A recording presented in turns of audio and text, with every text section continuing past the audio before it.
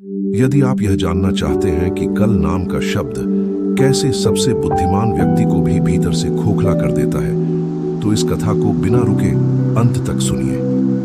और ऐसी ही गूढ़, रहस्यमयी और चाणक्य के विचारों से जन्मी कथाओं को सुनते रहने के लिए अभी इसी क्षण ज्ञान रहस्य को सब्सक्राइब कर लीजिए, क्योंकि यहाँ कहानियां नहीं, जीवन के छिपे हुए नियम सुनाए जाते हैं। मगध साम्राज्य की सीमा पर स्थित तक्षशिला के गुरुकुल में संध्या का समय था। आकाश पर ढलते सूर्य की लालिमा पत्थरों पर पड़ रही थी और वातावरण में एक अजीब सी स्थिरता थी। उसी स्थिरता के बीच आचार्य चाणक्य अपनी कुटिया के बाहर एक ऊंचे पत्थर पर बैठे मगध के मानचित्र को एकटक निहार रहे थे, मानो केवल रेखाएं नहीं बल्कि भविष्य की संभावनाएं पढ़ रहे हों। तभी उनके प्रिय लेकिन अत्यंत आलसी शिष्य विशाल धीमे कदमों से उनके पास आया। उसके हाथों में भोजपत्र थे जिन पर राज्य की अर्थव्यवस्था और सीमाओं से जुड़े महत्वपूर्ण विवरण लिखे जाने थे। चाणक्य ने बिना पीछे मुड़े शांत लेकिन तीखे स्वर में पूछा कि क्या वह कार्य पूर्ण हुआ जो 3 सूर्योदय पहले सौंपा गया था। विशाल हिचकिचाया। उसके शब्दों से पहले उसका भय बोल उठा।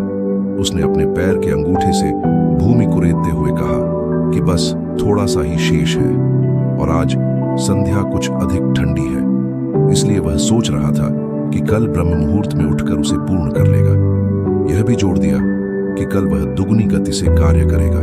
चाणक्य के मुख पर एक हल्की सी मुस्कान आई, लेकिन वह मुस्कान करुणा की नहीं, चेतावनी की थी। उन्होंने कहा कि कल एक ऐसा शब्द है जिसने इस संसार के सबसे शक्तिशाली राजाओं को भी मिट्टी में मिला दिया है, और पूछा कि क्या उसे लगता है कि कल का सूर्य उसके लिए रुकेगा।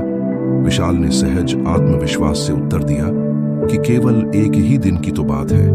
तब चाणक्य खड़े हुए और बोले कि ठीक है, आज की रात वह विश्राम करे, लेकिन जब वह कल सुबह उठेगा तो वह वही विशाल नहीं होगा जो आज सोने जा रहा है।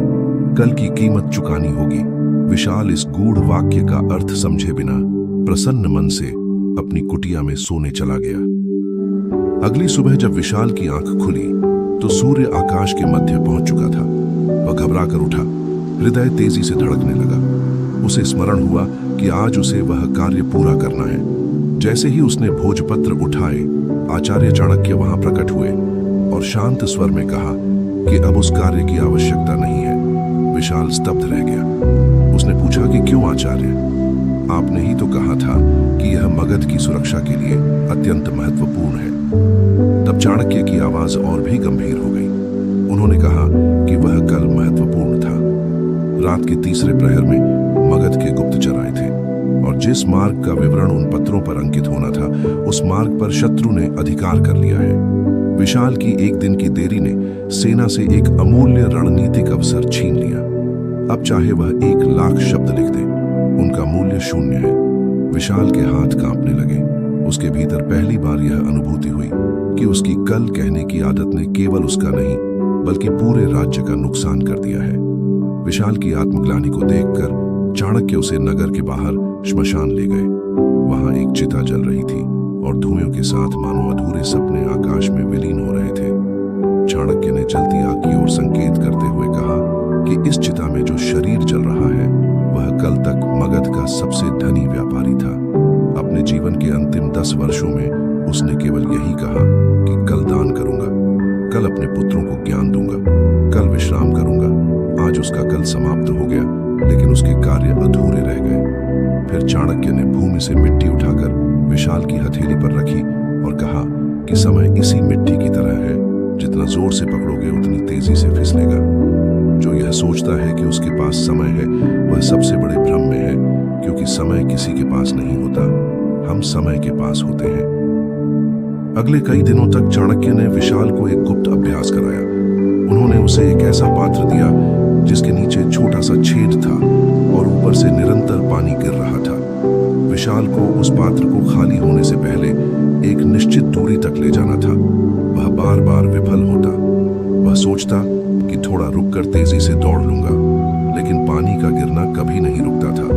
तब चाणक्य ने कहा कि यह पात्र तुम्हारा जीवन है और गिरता हुआ पानी तुम्हारी आयु है। तुम जो सोचते हो कि कल अधिक गति से कार्य करोगे, वह तुम्हारा सबसे बड़ा भ्रम है। क्योंकि कल तुम्हारे पास ऊर्जा हो सकती है, लेकिन आज जो समय बह गया वह कभी लौट कर नहीं आएगा। उस क्षण विशाल के भीतर कुछ टूट गया और कुछ जाग गया।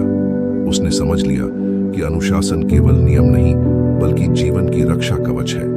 और यहीं यह कथा समाप्त नहीं होती, क्योंकि यह केवल विशाल की कहानी नहीं है, यह हर उस मनुष्य की कहानी है जो अपने कर्तव्य को कल पर टाल देता है। इसलिए जब भी आपका मन कहे कि कल कर लेंगे, तो चाणक्य की वह आवाज याद करना जो कहती है कि कल की कीमत हमेशा आज से अधिक होती है। और यदि आप ऐसी ही गहरी मौन में छिपी और जीवन को भीतर तक बदल देने वाली कथाएं सुनना चाहते हैं, तो ज्ञान रहस्य को अब भी सब्सक्राइब कीजिए, क्योंकि यहाँ हर कथा आपको समय से पहले जगा देती है।